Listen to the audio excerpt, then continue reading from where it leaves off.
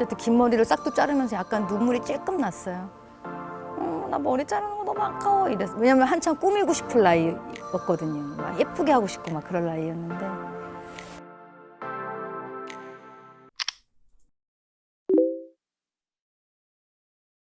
어떻게 됐냐면요. 마이하우스와 문나이트를 거의 삼시세끼 먹듯이 이제 다녔잖아요. 그러면서 어느 순간 돌아봤더니 엄마 아빠한테 너무 죄송한 거예요. 그래서 검정고시 학원을 다니면서 그럼 기술을 배우겠습니다.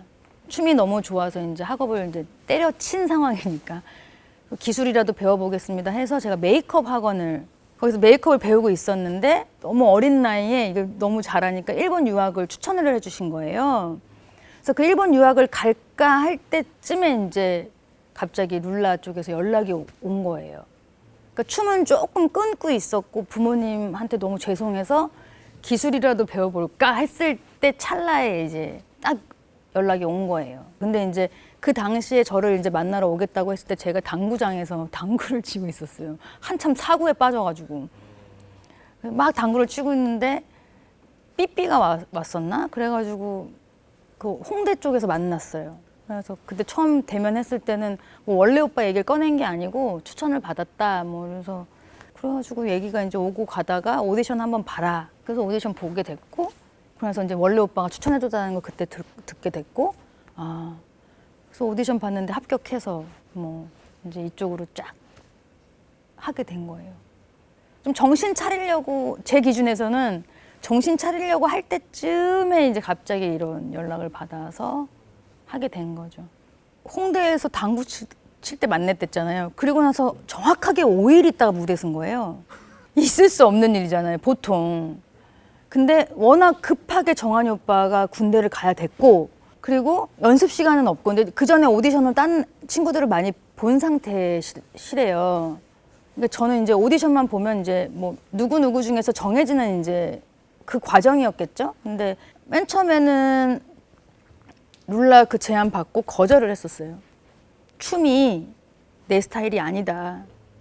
거절을 했어요. 룰라가 싫어서가 아니고 이제 스타일이.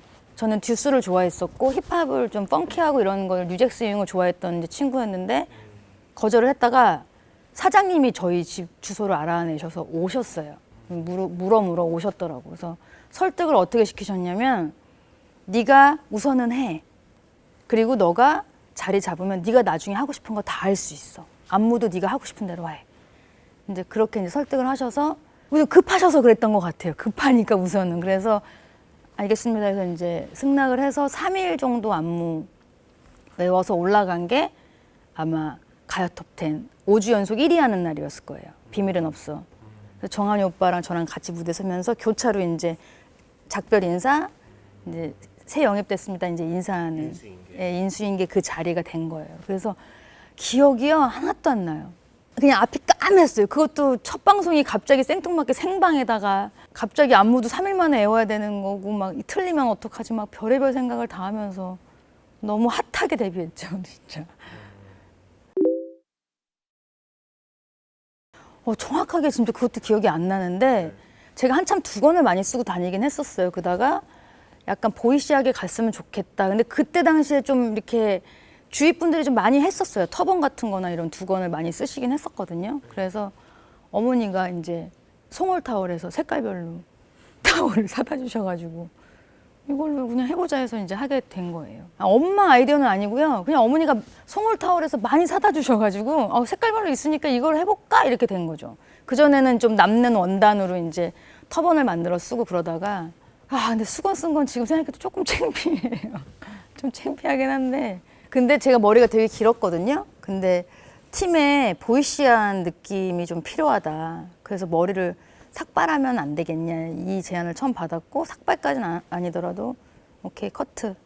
팀을 위해서 해야 되는 부분인 거니까요. 그래서 제가 이제 보이시하게 이제 머리를 그렇게 깎게 됐고 아무래도 스타일이 또 그렇게 되다 보니까 행동도 이제 그렇게 더 되더라고요. 사람이. 그래서 좀 더 터프해지는 것 같고 어쨌든 긴 머리를 싹둑 자르면서 약간 눈물이 찔끔 났어요. 나 머리 자르는 거 너무 아까워 이랬어. 왜냐면 한참 꾸미고 싶을 나이였거든요. 막 예쁘게 하고 싶고 막 그럴 나이였는데 하지만 그때 또 모습이 임팩트가 있었기 때문에 지금의 제가 있는 거니까요. 그래서 옛날 그 모습 보면은 좀 재밌어요. 창피하기도 하고. 클럽 같은 데 가면요. 그 연예인 오면 그 음악 틀어줘요, 자꾸. 민망해 죽겠어요. 그럼 나가서 춤을 추라는 얘기인가? 어떻게 해야 되지? 여기서 숨어야 되나? 어떻게 하지? 막 이렇게 돼요. 근데 그분 입장에서는 누가 왔다 이거를 좀 표현해 주면 또 그 연예인이 기분 좋아하실 줄 알고 틀어주시는 분들도 계시거든요, 사실. 알아주길 바라는 연예인 분들도 계시니까요. 근데 저는 조금 음악 나오면 좀 창피해요. 그리고 이제 그 노래가 나왔을 때 분위기를 보면 알잖아요. 막 안 추던 사람까지 나와갖고 춤을 추거나 아니면 어떤 포인트 안무를 같이 막 줄 서갖고 막 엉덩이를 치거나 그런 거를 보면서 저는 이제 흐뭇하기도 하죠. 이게 지금 대중적으로 사랑을 이렇게 받고 있구나. 저 포인트 안무를 또 저렇게 또 추고 있구나, 우르르. 너무 감사한 일이긴 해요. 근데 주위에서 막 바람 잡아갖고 야 쳐줘 막 이렇게 할 때 등 떠밀려서 춘 적은 있거든요. 겨드랑이 땀 엄청 나요, 그럴 때는.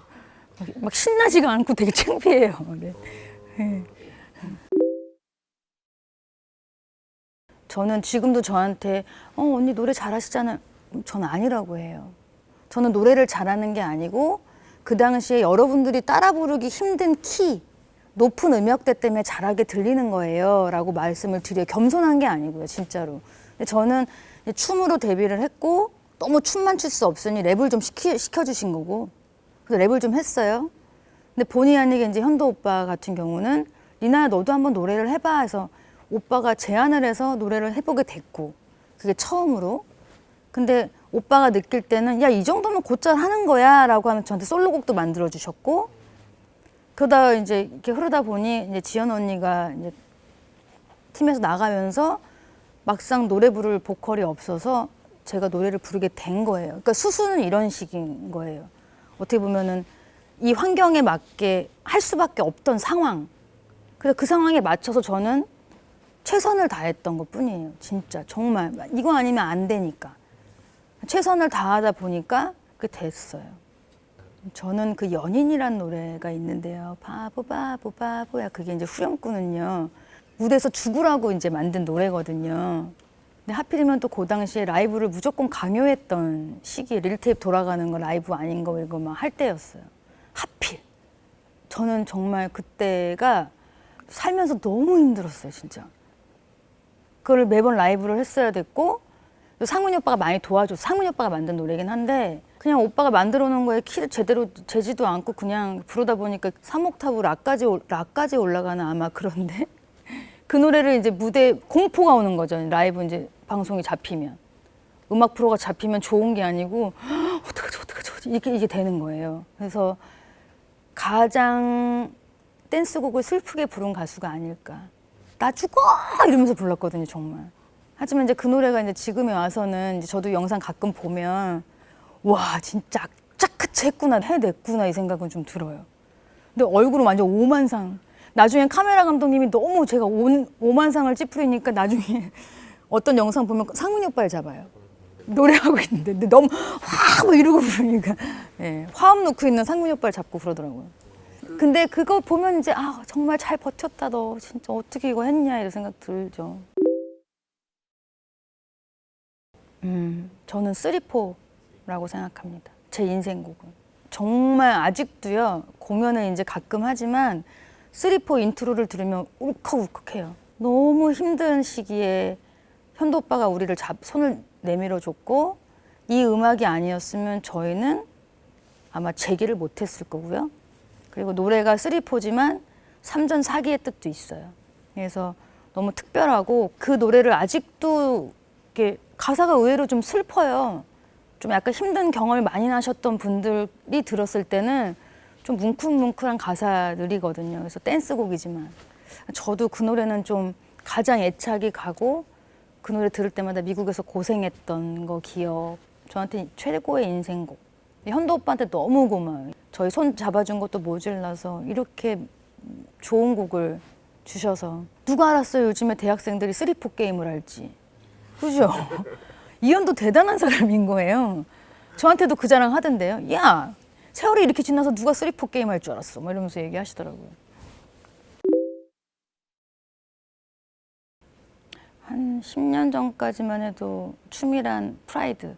어디 내놔도 나는 그거는 내가 안 밀릴 자신 있어. 약간 이런 거만함이 있었어요. 근데 지금은 춤이란 추억. 저한테는 이제 예전의 추억이 돼버렸어요. 그렇게 안 되니까 지금은 이제 몸이 너무 늙어가지고.